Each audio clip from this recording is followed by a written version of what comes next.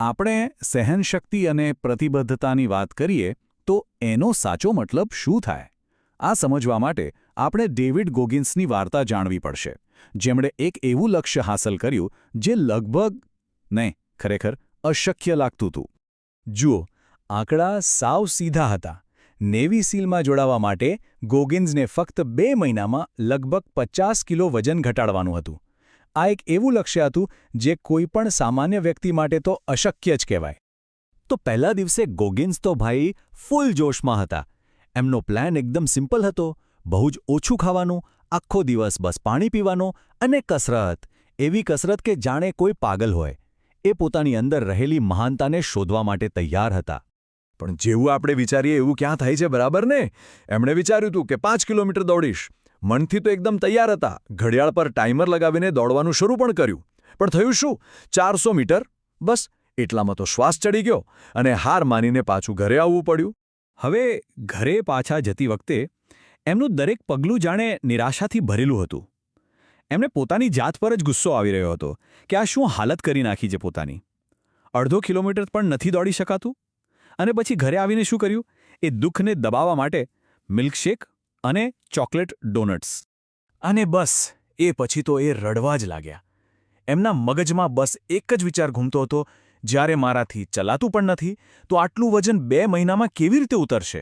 Navy સીલનું સપનું તો જાણે અશક્ય જ હતું. એ સમયે આખા જીવનની નકારાત્મકતા અને ડર એમના પર હાવી થવા લાગ્યા. એ લગભગ હાર માની જ લેવાના હતા, ત્યાં જ એમને એક જૂની કેસેટ મળી, રોકીની. ફટાફટ વીસીઆરમાં લગાવી અને સીધા જ પહોંચી ગયા ફિલ્મના ક્લાઇમેક્સ પર, પેલી છેલ્લી ફાઇટમાં. હીરો રોકી માર ખાઈને નીચે પડી જાય છે. કોચ બૂમો પાડે છે, નીચે જ રહે, હાર માની લે. પણ રોકી? એ સાંભળતો જ નથી. એ પાછો ઊભો થાય છે. રોકીનો આ જુસ્સો જોઈને ચેમ્પિયન પણ હલી જાય છે. આ ક્ષણ બધું બદલી નાખનારી હતી. ગોબિન્સે ટીવી બંધ કર્યું અને શાંતિથી વિચાર્યું, મારા જીવનમાં કોઈ જુસ્સો જ નથી, કોઈ ડ્રાઈવ જ નથી. એમને સમજાયું કે જો આમ જ દરેક ડર સામે ઝૂકતો રહીશ તો ક્યારે કશું નહીં કરી શકું. હવે એમની પાસે એક જ રસ્તો હતો. જે ડર, જે દુઃખ એમને કચડી રહ્યું હતું, એને જ પોતાની તાકાત બનાવવી. એમણે પેલો મિલ્કશેક સીધો કચરાપેટીમાં નાખ્યો, બૂટ પહેર્યા અને ફરી દોડવા નીકળી પડ્યા. શરૂઆતમાં તો ફેફસા અને ઘૂંટણમાં એવી પીડા થઈ જાણે કોઈ ગરમ છરી ભૂંકી રહ્યું હોય. પણ આ વખતે એ રોકાયા નહીં.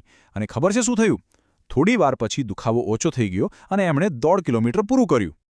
તો આ આખા અનુભવમાંથી ગોગિન્સને શું શીખવા મળ્યું? એમણે કહ્યું છે કે જીવનના સૌથી મોટા પાઠ કોઈ ચોપડીમાંથી નથી મળતા, પણ પોતાની લિમિટ્સ તોડવાથી મળે છે. ચાલો આપણે 5 પાઠ જોઈએ જેણે એમનું આખું જીવન બદલી નાખ્યું. તો આ રહ્યા એ 5 સિદ્ધાંતો જે એમની નવી વિચારસરણીનો પાયો બન્યા. ચાલો એક એક કરીને સમજીએ. પહેલો પાઠ: મર્યાદાઓ જેવું કંઈ હોતું જ નથી. એ દિવસે દોડ્યા પછી ગોગિન્સને પહેલીવાર એવું લાગ્યું કે આપણે જે શારીરિક કે માનસિક લિમિટ્સ માણીએ છીએ ને, એ બધી આપણા મગજની જ ઉપજ છે. એમને સમજાયું કે અત્યાર સુધી એ બહુ જલ્દી હાર માની લેતા હતા, પણ હવે નહીં. બીજો પાઠ: જીત હંમેશા ખરાબ દિવસો પછી જ આવે છે. જ્યારે આપણું લક્ષ્ય જ અશક્ય જેવું હોય ત્યારે તો દરેક દિવસ એક પરીક્ષા જેવો જ લાગવાનો. ગોગિન્સે શીખ્યું કે નિષ્ફળતા મળશે, શરમ પણ આવશે, પણ બસ આગળ વધતા રહેવાનું છે.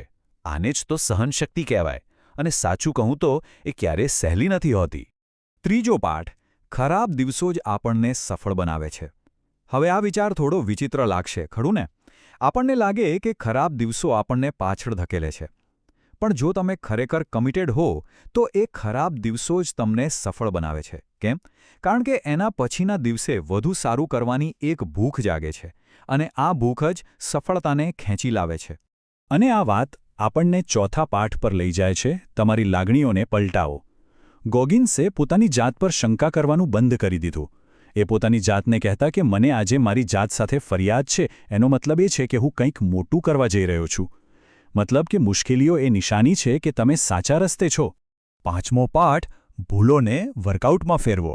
એકવાર ગોગિન્સને 112 પુલઅપ્સ કરવાના હતા, પણ થાકી જવાને કારણે એમણે છેલ્લા સેટમાં ઓછા કર્યા.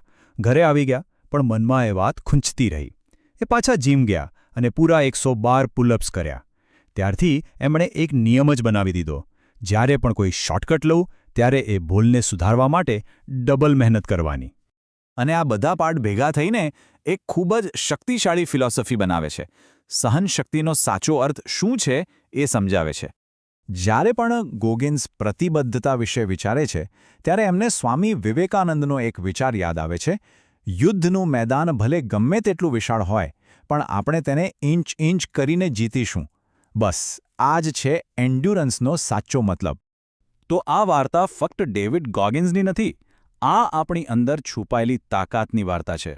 તો સવાલ એ છે કે આજની એવી કઈ હાર છે જેને આવતીકાલની જીત માટેનું બળતણ બનાવશો?